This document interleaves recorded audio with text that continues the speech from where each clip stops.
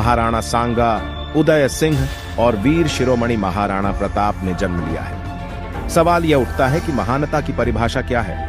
अकबर हजारों लोगों की हत्या करके महान कहलाता है और महाराणा प्रताप हजारों लोगों की जान बचाकर भी महान नहीं कहलाते हैं। दरअसल हमारे देश का इतिहास अंग्रेजों और कम्युनिस्टों ने लिखा है। उन्होंने उन लोगों को महान बनाया जिन्होंने भारत पर अत्याचार किया